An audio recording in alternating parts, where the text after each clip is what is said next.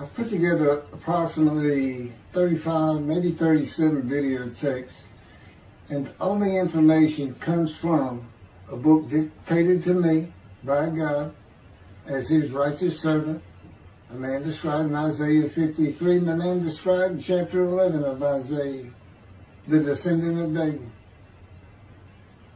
the twig from a shoot that grows out of the stump of Jesse, and it is a stump because of the vanished and failed ancestral tree of the kings of Judah, the line of Jesus. He cannot be the man of chapter 11. He's not the anointed one. He's not son of David. None of that's true. The other book, that book is called Isaiah 53, in the Day of the Lord. And there's about 3 chapters in those particular videotapes that come from the second book that we wrote not too long ago. He dictated to me the story of my life. It's to show you how I fit the verses of Isaiah 53 with regard primarily to suffering, familiar with disease. So that would be wounded, and as it turns out, cancer. But the other words that you find in Isaiah 53, punishment, maltreatment, crushing, bruising, chastisement, okay, that is all in God's power. That's all in God's power, all those words. But the books are unpublished, shunned and despised, accounted afflicted by God, plagued. Nobody understands it. This is so different than the Judaism the Jewish people have been taught. This Messianic era that will never occur. And we know it's not going to occur now once you believe who I am and how you cannot. After the mountain of evidence I have presented that is in those books, just as Moses today would have to say, well, look, I wrote Leviticus. You think I just came up with that? You think I just came up with all this information? That I know how God speaks through an angel and who that angel is? Moses walks by a burning bush that's not consumed. The angel of the Lord's in the bush and God speaks. I'm the one who explained that to you. I shouldn't have to go any further than that. But God says the rabbis, the shepherds, they never listen to my prophet. They think they know everything. Well, I'm going to keep showing that they don't. This is primarily for the people who listen to them and not them. I don't expect them to ever respond. Because by responding, they have to say they've been wrong. Or that's just not what we believe. And so they won't change. The bottom line is they make money on it. That's the bottom line. God had me watch a video of Toby Singer just for this one purpose I'm about to tell you. He said, watch him raise his hand. He raises his hand to do his hair or rub his nose or something, and it's this big, fat gold watch. And this is how you know this is a God of old. He said, look at that. Look at that. I said, well, he does dive. He skin dive, scuba dive. It might be a scuba watch. He said, that's no scuba watch. That's just a big, fat gold watch for everyone to see. And he makes his money on Isaiah 53. God said, at least that's how he really got going. I don't know. I know he has a radio show. But remember, I'm in the fire refinement. Everything God does with me is to draw emotions, because I'm going to be emotionless once I get to Israel, for the most part. He'll let me feel what he wants me to feel. But nobody can get under my skin. You can't bother me. Even if I seem like I'm mad, it doesn't carry over to my insides. And I don't think about it any more than while I'm, as they would say today, on a rant, getting on somebody. But I bring his reckoning. I laugh. I tell him, you know what I am, don't you, guy? He said, I know you're a lot of things. I said, no, I'm the reckoning. And I am the wrath. That's what I am. He laughed. Holy Spirit laughed. I said, you know, righteous servant, David the shepherd, Elijah, prophet like Moses. You know, I like wrath. What's his name? Wrath. What does he do? He brings a reckoning. But anyway, I'm going to go through these early years of mine before God spoke to me. It's chapters 1 through 6. Chapter 7 is God speaks to an atheist, and I've already videotaped that. Walking with God, and something on visions and visuals. So the first chapter, this is what he told me to write down birth and tragedy. I was born in Bryan College Station, Texas on February. It's just in from the Holy Spirit, yes. Like he couldn't ask me before I started. Yes. Oh, this is only for the people who come to believe in me. I don't expect anybody who's been viewing these materials and, you know, nobody's really subscribing, a handful, to be believed. Again, I can't imagine. I don't know what you people want. I don't know who you think's going to come to do something different. How are you going to know who David is? I mean, according to Judaism, there is no description of him. How are you going to know who he is? All this being presented, and I know Jewish people have seen it, only 60% of the views are coming from the United States. Now, I don't know that means 40% is coming from Israel. Probably not. You got Canada that's be a big follower on my WordPress site. And really just all the countries of the world at one time or another have looked at some of this information as I wrote my blog, and the blogs became chapters. But I'm assuming some Jews have heard of what some man is saying he is Moshiach, and they're watching. Well, this is for those who come to believe, the people who want to be the witnesses, the many made righteous. By my knowledge, by the things I can tell you that God would have me say to you. So, you know, this might be bored to tears with others, but it does show suffering, pain, and emotional pain, my background, and just who I am. Not just some kook out here. You know, people say, well, he's hearing voices. Listen, as a lawyer, I ain't even do criminal law. I've seen some of these people who hear voices. I promise you, you know that's a person who should be hearing voices when you just see them and watch them for a couple of minutes. It's not me. Excuse me. Okay, I was born in Bryan College Station, Texas on February 21st, 1957.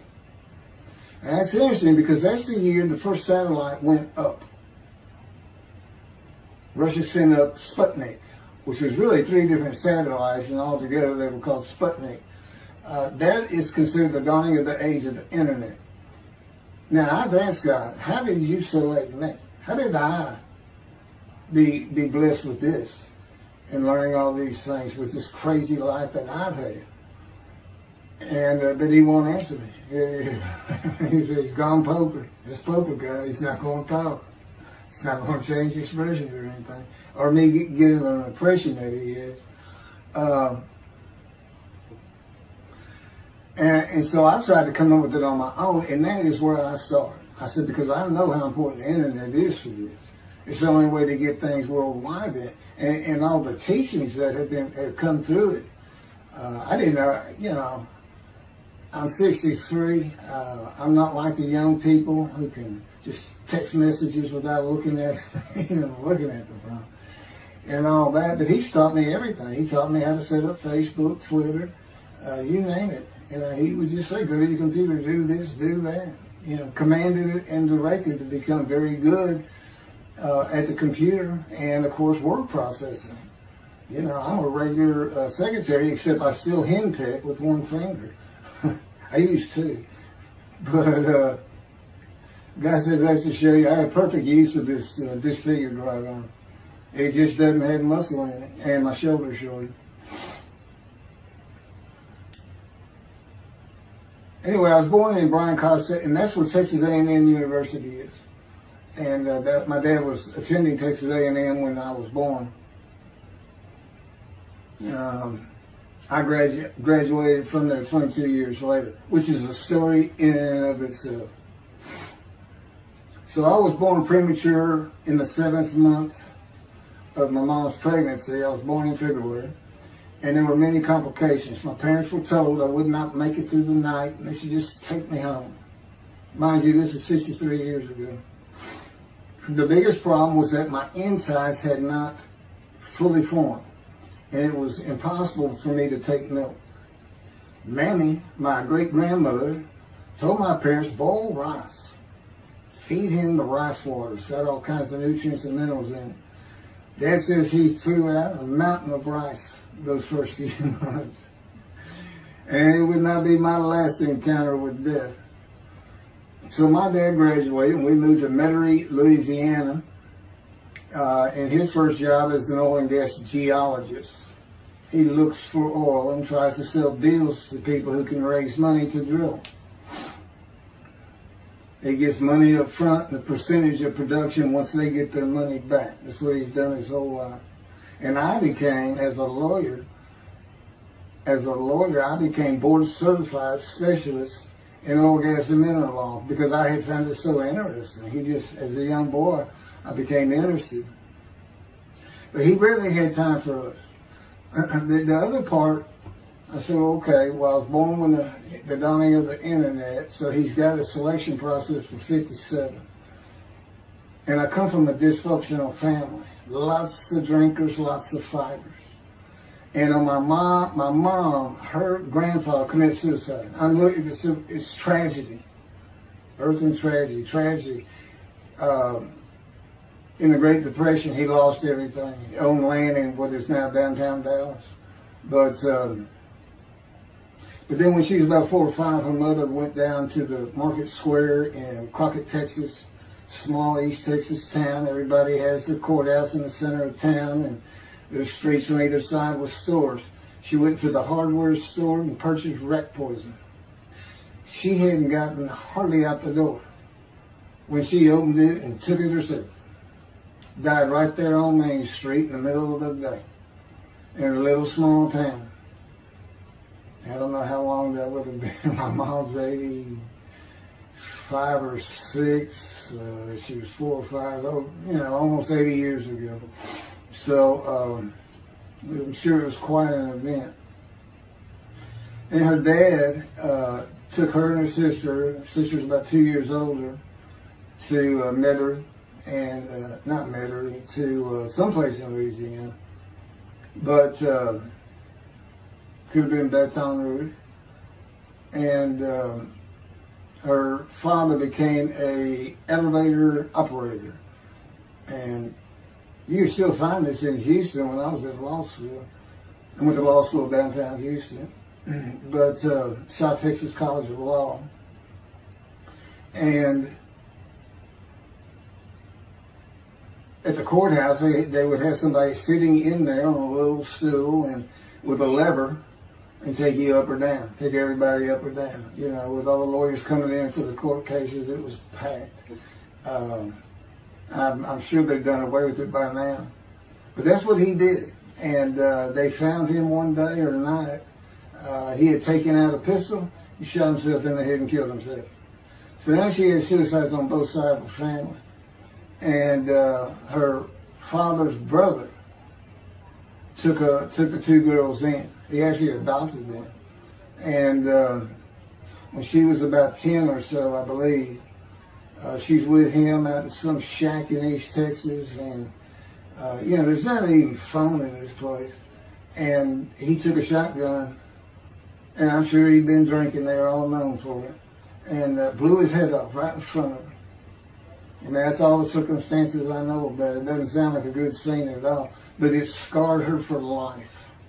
Okay, we've been taking care of her from the get-go. My father amazes me to no end. What he has done to care for her.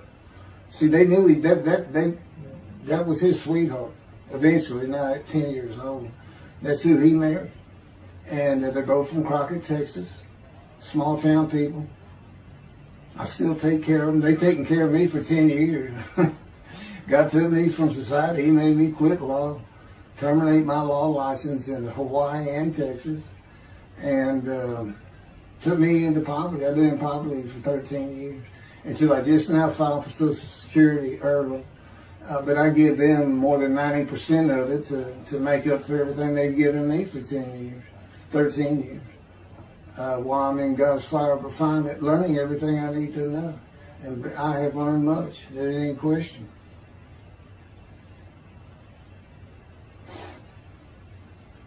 So anyway, there's 3 suicides. There's 4 suicides right there. So it's a family of tragedy. You know, it's a tragedy of losing your entire family in the Holocaust, and you're the only one left. It's not like that. Because God says, I just got things as close as I could. He says, I touched you in the womb to disfigure you, really for just one reason. Well, 2 reasons. One, it makes you identifiable. But it was so people would pick on you. I wanted people picking on you because that's what happens to young Jewish boys. Just for being Jewish, just for having a disfigurement. People will pick on you. I told him since, I don't even really recall many people saying anything to me. He said, that's because you look like you crawl all over them if they did. And I did. I was always just say something, anything. It's just the way I was just angry inside. And God's taken all that away. But I can still go on a good rant. But, and then my mother in the 60s, young people may not know this, but that's when, you know, the Woodstock and marijuana, LSD, everything started getting big. And at the same time, doctors were just handing out pills left and right. Valiums, painkillers, Percocets. You know, just asking for it. They were writing scripts. And I know today they put a lockdown on that. But she got heavy into it and drunk all the time. I'd have to come home from school and stay with her. And she became such a different animal, a different person when she drank. She became a little girl, you know, and having your mom act like that and slobbering and, you know, going there to be Valium dripping out of her mouth with a bottle of booze by her. So it was an ugly scene. And so I came from a dysfunctional family, so I think God wanted that. And He's there with me from my first year to make sure that I live a life of suffering. He orchestrated many of my wounds. And He's taken me back in vision to see these things. And His visions, one thing you don't pick up in the Bible, when I say Bible, I'm talking about the Jewish Bible, the Hebrew Bible, that's not, unless I say otherwise. Which is like when God says, my peoples. If He just says my peoples, He's talking about the Jewish people, the chosen. I mean, He may say the peoples of Moab, or just by the context, you know, He's referring to another group. But that comes up all the time. So to add to that, she tried to kill herself a few times. And when I was 10, my dad was at a Texas A&M game in Dallas. And I know it was 1967, so I was 10 years old. Because I'm very familiar with that particular game. It was against Bear Bryant and Alabama Crimson Tide. And he had coached at Texas A&M. So as you can tell, me and my dad are big Aggie fans and football fans. But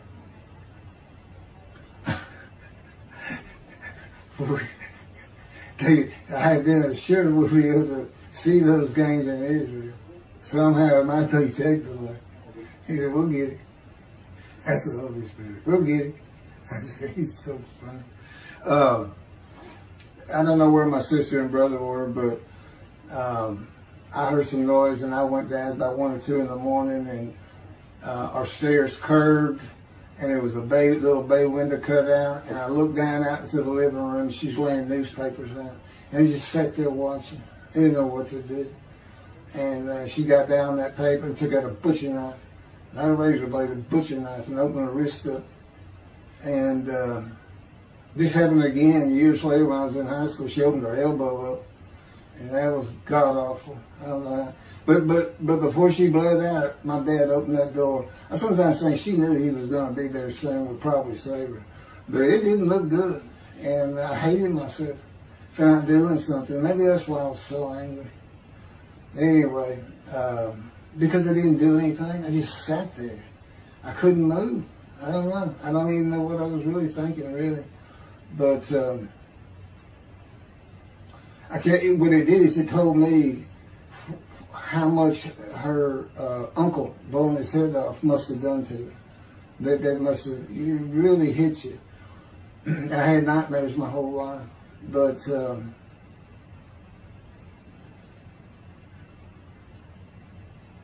I was 16 when she did the thing with the knife.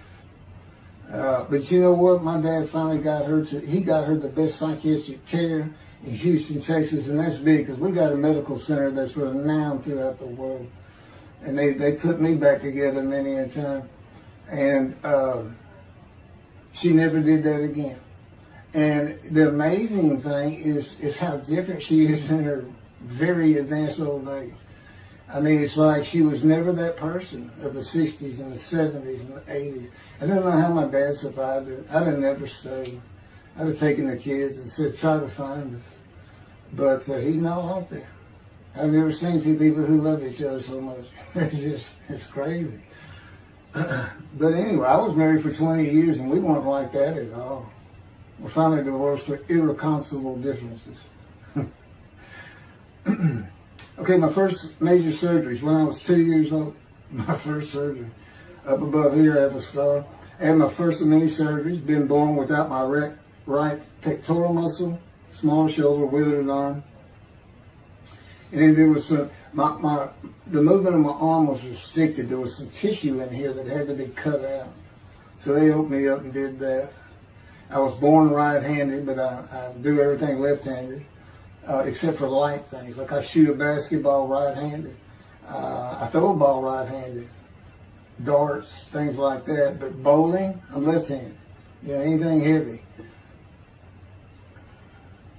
And I was quite an athlete. If I'd had two good arms, I'd have probably been on scholarship. I was already offered a partial scholarship at a small school for track, even with this bad arm. But I just didn't have the fast start.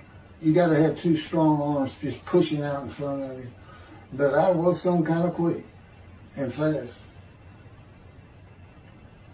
So, we moved back to Houston to a place called West University, a suburb. And this little story, I don't even like telling it, but God tells me I have to. And he had something to do with it. But I'm not going to go into that part of it. So anyway, I had decided when I was in second grade, I was tired of school, didn't want to go anymore. I don't exactly know why. I just know I said, that's it, and I'm not going. Dad came to get me up and take me to school until I'm not going. And it was on. He was going to get me there. It took him about an hour to get me to the car. Fighting and screaming and running around and hiding, getting under bed. You name it, I was doing it. And anyway, he finally gets me to the school, but he's too tired. He wasn't even going to try to get me out of the car by himself. So he get out, and he goes and gets the principal. Now, my dad's about 6'2", but he's real slim. And but he comes out with his principal, who's taller than he is, and he's a hefty guy. He's burly. Anyway, so they come, they said, get out of the car. I said, I'm not getting out of the car. I'd already locked the doors. And only the two front doors locked, and it was those locks that you pull up and push down. So my dad used the key, and he opened up, he popped that lock up, and I slammed it back down. He said, I'm not going to school, I told you. He throws some keys, they start throwing the keys at one another over the roof. And the principal was driving the same thing, and I'm slamming his door, I'm leaping across the car. Man, I don't know how long I went, but they finally, you know, in 5 minutes maybe, seemed like an eternity. I was terrorized, that's the way I looked at it.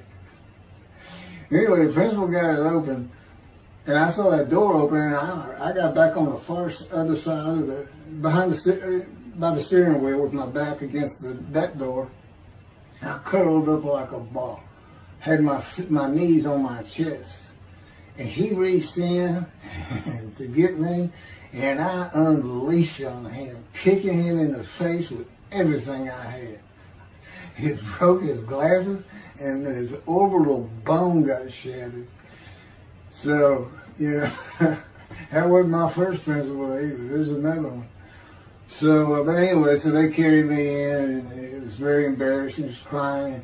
But again, funny thing, nobody, because I stayed with this same group for 9 years, going to West University and the junior high there that you go to. Nobody ever said anything to me about it. And I knew some of those kids that were in that class.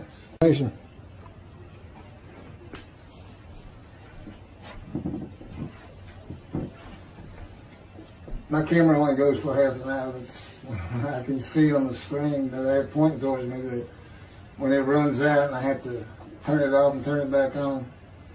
But anyway, that ended my fight with my first principal.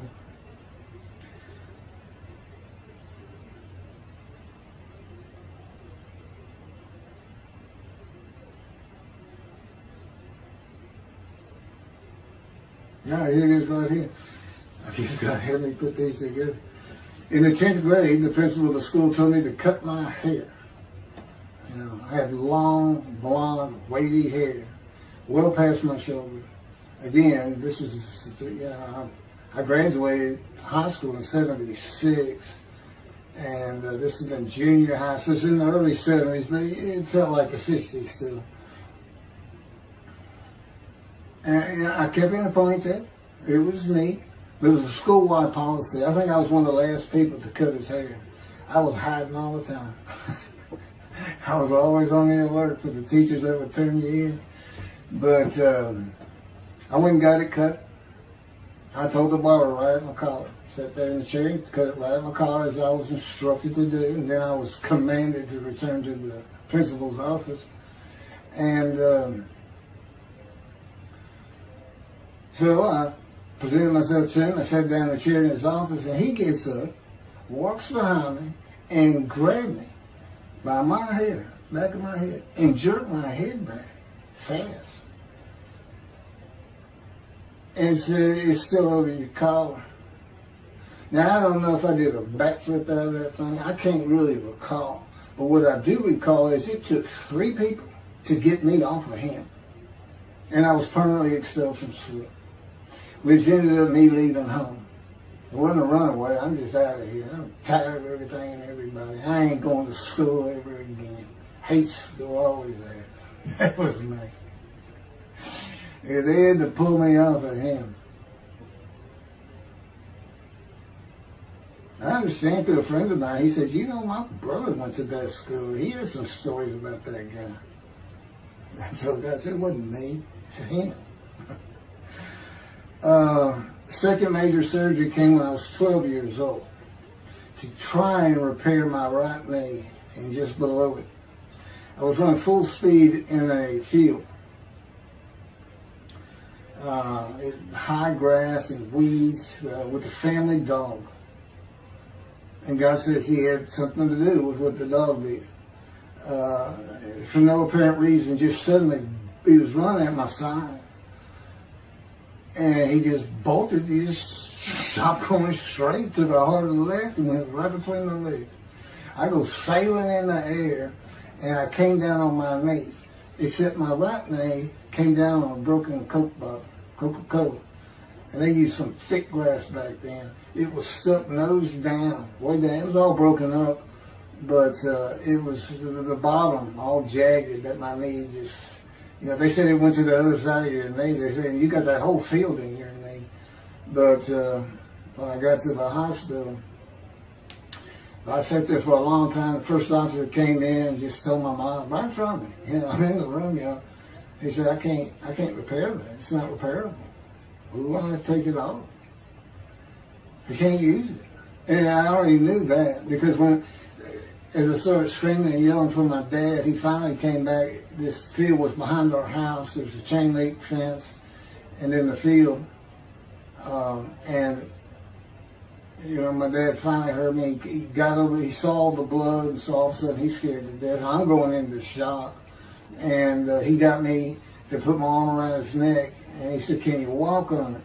And I tried, and it just collapsed. It was useless. It was, you know, it was awful. And then I had to climb over that fence, and my mom was going crazy and screaming and crying. And he had to go take care of her. I'm sitting in his bathroom with my leg all opened up, and I'm just getting sicker and sicker, nauseated, scared. I was a cripple. And but anyway, they get me down to the hospital.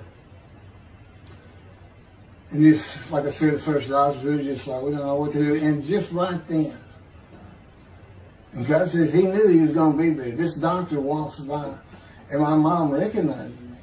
And she goes, Dr. Kane. And she runs out the door. Well, this is Dr. Kane. Her Mamie that I mentioned earlier, in her old age, very old, maybe in her 90s, I don't know, late 80s, but living with her sister, broke her hip. And this doctor repaired it. This is a long time ago, people. Repaired it, and she actually walked again with a walker. I remember. But that's who this doctor was. And she said, my son, they're going to take his leg off. You've got to come look at it. And this Dr. Kane actually became the medical doctor for the Houston Oilers. He repaired many in the before and after me. I guess that's what he specialized in. But he was there at the hospital just to do rounds. He wasn't dressed for surgery or anything. But he came in that room, and I mean, he was livid when he looked at my knee and knew how I'd been there for like 5 hours at this time. And he just started barking orders about getting me prepped for surgery, and he takes off to go get prepped. And they literally ran me down to surgery in a gurney. I mean, they were trying. This kind of fear he put in everybody. Anyway, I was in the hospital for weeks, and I woke up with my leg. I was glad of that. They had a cast from my hip to my ankle. And he told me, when I finally was being released, he said, if you put any weight on that leg, you'll never walk again. So, I can't remember, 6 weeks, I don't know how long it was that I had that cast on. It wasn't my first cast, it wasn't my last. Or maybe it was my first, but it wasn't my last. That's another story. We're not getting very far. There's 6 chapters. I'm barely getting through the first one. But what I'll do is I'll just do 6, just like I did with Isaiah 53. I did 6 or 7 videos, 7 I think. But then I joined them all together and put it as one video, the definitive commentary of Isaiah 53, which comes straight from God, by the way. I mean, you can contest what I'm saying all you want, but it makes perfect sense. For the first time, Isaiah 53 is explained. And how did I become the smartest religious Jew in the world who can see that? And what the wounding and the punishment, everything's about, and how it's really, in some ways, a snare for the Gentiles for the day of the Lord. Because he knows he can take me and just decimate any argument they want to put forth. You know, in particular, I'm blemished. I'm the Antichrist. In that I am the exact opposite of Jesus Christ. And he's so smart, he was teaching synagogue at 12. Supposedly he was a perfect, beautiful man. I'm disfigured. You know, I'm not bad looking, but I'm not, I'm not Brad Pitt or anything. Anyway, it's sinner, I wasn't a habitual sinner. I was a good person. I was good to other people. I was very compassionate. I said there was already a lot of humble in me. I didn't laud myself and the things I could do over others. Like being the fastest guy on top 5 at school and the fastest in the neighborhood. I didn't brag on myself. But as he took me back through my life and informed me when things were sin, it just seems like I touched on all of them. And if murder in your heart is actually committing that sin, as the Christians say, I don't really go with that. But then there's really not much I've missed. So I'm a sinner. And, all Jesus can say is, well, I'm a sinner too. I lie. All you got to do is read the scripture in the Gospels. You see where I'm lying. That's easy. And I came from the banished line. I thought I was the man of Isaiah 53. I thought I was going to be exposed to death, but given long life. This is what he would tell you if he was here. He said, but you know what happened? They crucified me. And on the cross, I realized I'm not that man. This isn't exposure to death. This looks like a sure thing. Father, Father, Father, why have you forsaken me? That's Jesus Christ saying, I'm not the man of Isaiah 53, and I just figured it out. That's what that is.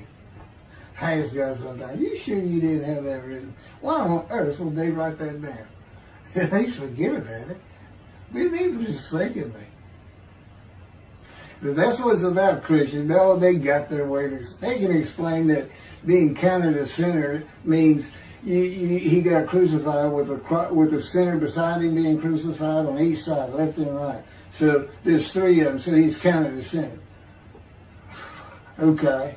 You know, it's supposed to be descriptive. It's supposed to be able to find a person too. You might tell Judaism the same thing. You know, this is to find somebody. It's not the people of Israel. They're all kinds of people. Now we're looking for a guy so God can have a Moses. Why? We have a new covenant. Why? It's the day of the Lord. Why? Jeremiah says so. That's why. It's so easy. The lamb blooms again. Okay, and he's coming in friendship with the temple. So the lamb blooms again at a time when there's no temple. Jerusalem's going to be rebuilt. It's a metropolitan today. This is no Jerusalem of antiquity. The old city might be too big. And I'll make a new covenant with you. I'm going to forgive all your sins and remember them no more. That will cause Torah to be written on your heart. It's a metaphor. When did he do this before? Oh, that's right. Assyrian Babylon exiles. Isaiah was right before. God said, I forgive your sins, remember them no more. They became a holy seed. What they did? They built the second temple. What are we missing? The third temple. It's so easy. So it is the day of the Lord. There ain't any question of that. I'm just telling you it started with the Russians. Sending us Sputnik. Those old Ruskies. And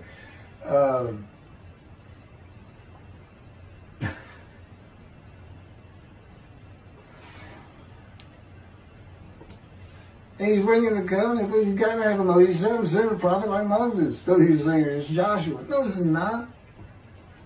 God needs him today, the day of the Lord. And guess what? He gives us a description of him. He knows this is a time of secularism, reliance on science and medicine and doctors. And you got so many more people who the only book out there is not the Hebrew Bible. There's a lot more books than that. You know, there's all kinds of distractions, television, cell phones, computers. You know, back then, you know, you just sat around and said, what do you think God's doing? I don't know. Wish he'd send some rain. You know, it's just, I said it's easier to get them back then. But here it is. It's here. And God said, you see why I put shunned and despised in there? Because for a while I said, God, you know, this is before we really got the books done and everything. I said, I'm just sitting in a room. I can't really tell anybody shunned and despised in there. Counting me plagued, afflicted, and by God and everything else. He said, well, how you feel now that we've been putting all this on the internet? I said, I feel shunned and despised. Yeah. I can tell they know. There's no question this hasn't gotten back to those two. I said, you keep attacking them like this and I'll be certainly sure, just in case I'm wrong. But, because he won't actually tell me, he won't tell me anything, this is a rule of thumb, he won't tell me anything that I cannot find out or become knowledgeable on or informed on of my own, which means about nothing because we're in a room all the time. The adjunct of the Holy of Holies is what I call it.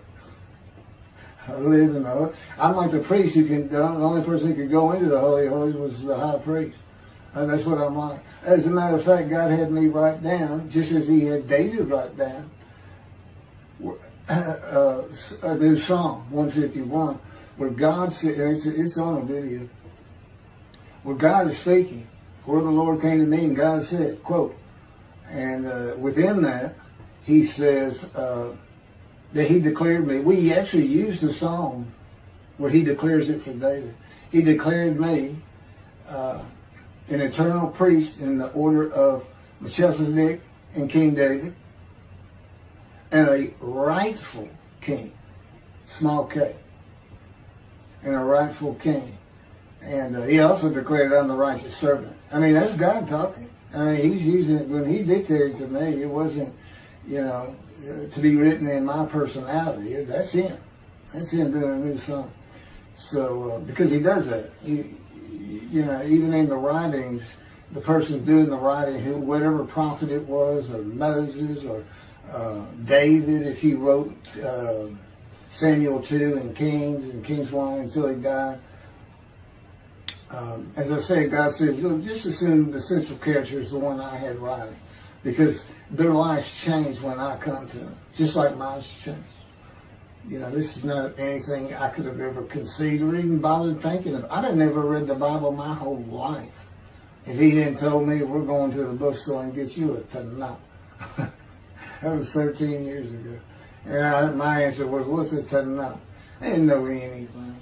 And you look at all this knowledge.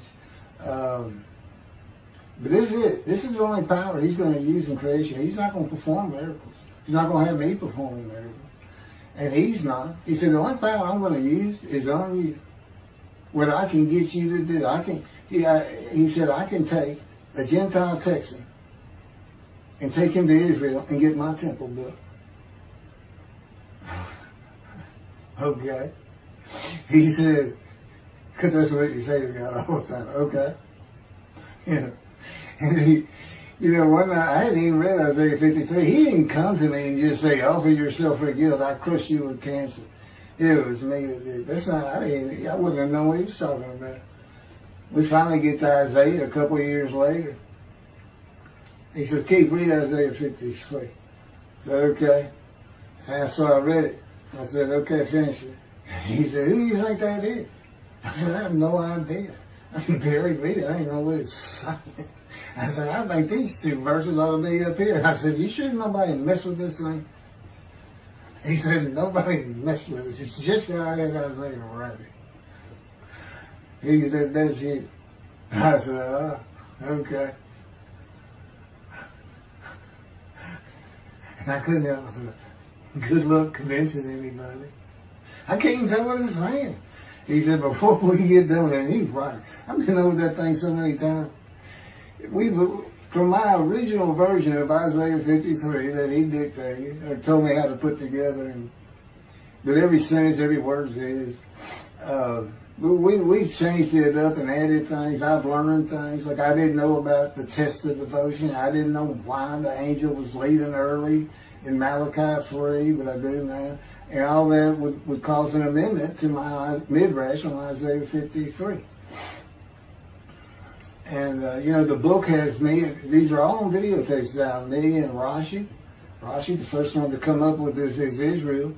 And, I look at his answers and I just shake my head sometimes. You should see his answer in Malachi 3 for the angel of the covenant that you desire. There's only a covenant of friendship and a covenant of Jeremiah. And this is his answer. It's midrash, so he just takes a section of the angel is on the way, and it just says the angel of the covenant. And his commentary is the angel that avenges the revenge of the covenant. I said, what does that mean? What is he talking about? I said, God's being funny. He said, I don't know. I said, you do know. He said, well, I'm not telling you. So, God likes to feel as though he's laughing. He doesn't actually laugh. He sends me a perception that he does. Or he uses me to laugh. I've mentioned that in a video. Because he can't. Well, he controls my words. I learned that in walking with you. Just one day, I'm talking out loud as we go. I'm discussing man and divine beings as though I had a sermon I was giving or a speech to somebody or a seminar. And I'm rolling, and I can tell he is really making this thing rock. He's taking it from here to here and here, and we're going. And I'm going. And all of a sudden, I use a word or a couple words that I simply don't use. And they're not what my mind was even thinking of. They just came out. And I just stopped.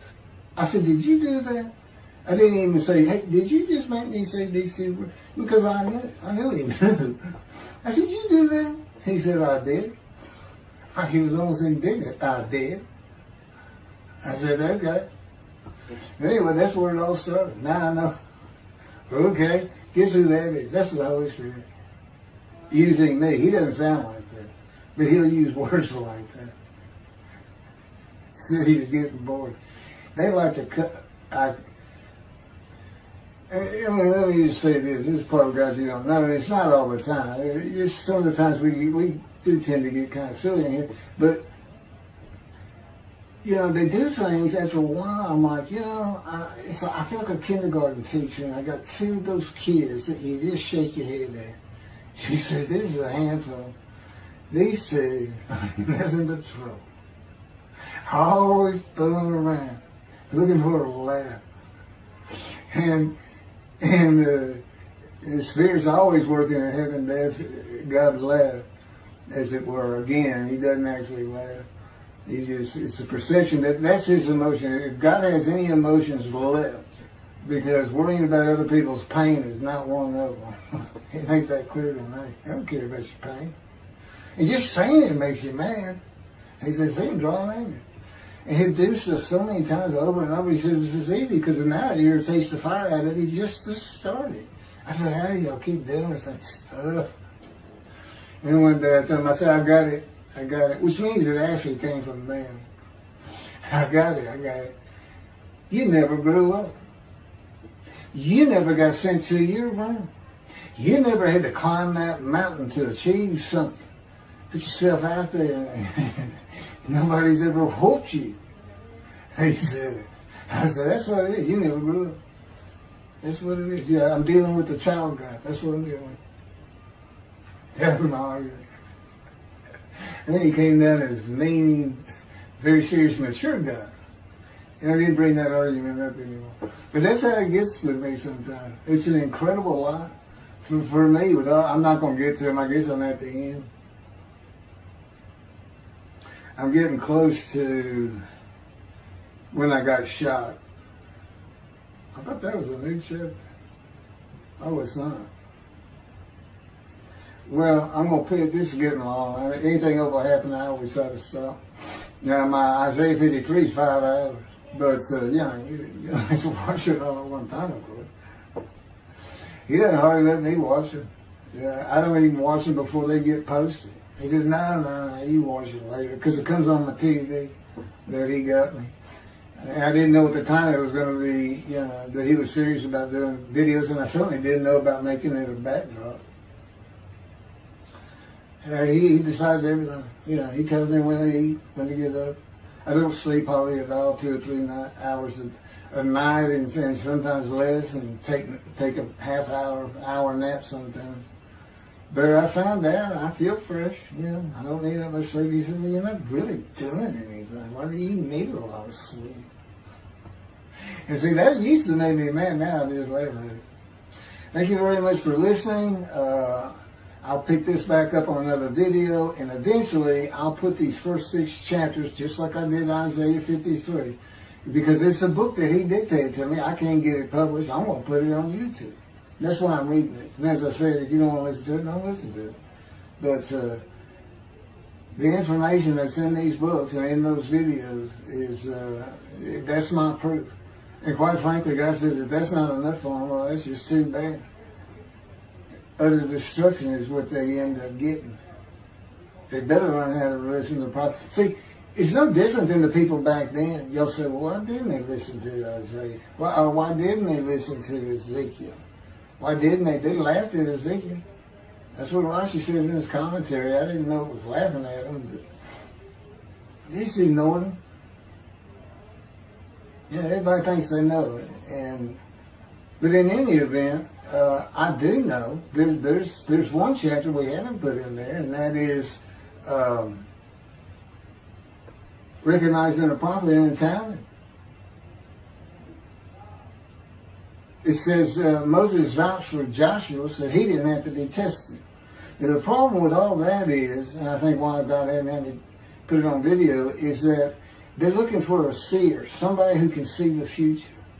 But see, that's antiquity. I mean, that's not what you're looking for today. Moses wasn't a seer. And none of the prophets were seers. They just wrote down what God told them to write down. God's the prophet. Is the one making prophecy. And what he does, he doesn't actually just, quote, see the future. He walks it through. He says, okay, right here is when they're going to send up a satellite. This is where humanity will be at that time. He can walk it through in his mind. As I mentioned, his eyes, he doesn't have them. It's just his absolute knowledge of all things. He can form a picture of this room. Me, it's in here. He knows every atom of my body. And it's like he does a vision for himself, a visualization. It's what I call when they put pictures in my mind. He says, and he puts it into the spirit's mind. And they're both within me. You know, the big cloud that just came down. If you're sitting in a room with me, it envelops you. But it engulfs me, it goes through me. My little spirit cloud becomes part of the big cloud. That's why God is in his spirit. Here's the elements of spirit, here's the elements of God's presence, his mind. Two clouds, they just come together, they can be together. Okay, but God's still one. He created the other cloud. And then in this room, filled with them, my little spirit is like a little cloud that just came in and part of it. That's who I am. That's a man in divine things. Okay? No, it's like nobody's really expecting it. Well, maybe it's because you didn't know these things. And now they want, I get the feeling, shunned. Shunned means I'm not looking at that. It's not like a coot. We by faith, by the fundamental principles of Rambam from the talent, from his diagnosis of the talent. Why don't you do your own? Why don't you throw the talent out and learn some new stuff? Why don't you get out of antiquity? Every religion has an end times like that. Every religion ends up with utopia for its people. Everybody. Well, don't be like everybody. You're the Jews. Throw it out. Let's get practical. Let's have God in our midst again, in a man like he was in Moses. Let's point at him and tell the Christians that is the man of Isaiah 53. Here's what it's about. God says he's coming back. He told us, we're not waiting on him like you. And he said when he was coming back, he false prophesied 5 times. He ain't coming back. He wasn't who he thought he was. He told us on the cross. I'm not the man of Isaiah 53. He tells us. Well, that's what he doing. Father, why'd you forsake me? I'm about to die. What do you think he's talking about? What do you think he's thinking about? You're not supposed to die. He thinks he's the man of Isaiah 53. So do they. It's mind-boggling because I'm the man. And there's nothing about me that says Jesus Christ. Nothing. You should hear me cuss God. I cussed him trying to die. I begged for death 1,000 times. He said, it's not been 1,000 times. I said, it's been hundreds. He said, well, that's true. You have cursed me more than any man in the history of mankind. And he said, and you did it face to face. And I said, you shouldn't make me so mad. He laughs, y'all. He laughs. When I'm cussing him, he makes him mad. And oh, you're kidding. That's story. He gave me his perspective. This is what he did. He said, Keith, imagine you created ants. And ants are living beings. In other words, they can think and they have emotion. Okay, you get a great big ant farm over here in your room. Okay, you decide you're going to get one ant to get all the other ants to do stuff. But you got to get him ready. And you get him ready the way I'm getting you ready. Now, he's mad at you. Right? I said, yes. Yes. And he said, now, imagine, I'm always laying in this bed. I got a big table. It's got a microwave on. I put my computer on. I got a big fan I like to have on. And he said, look over at that table. Now imagine that ant got loose. And he is crawled up. And he is standing on the corner of that table. And he is giving you the what for in ant language. I mean, he's going. And he's turning around and shaking his butt at you. And he's cussing. And all this. And all you got to do is go bump. And he's gone. I said, that's funny.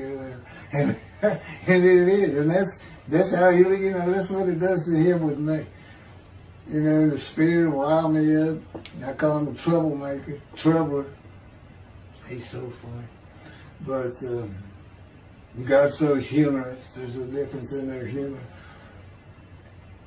Okay, that wraps up. I'm told that does wrap it up. I'm going to pick up a gunshot.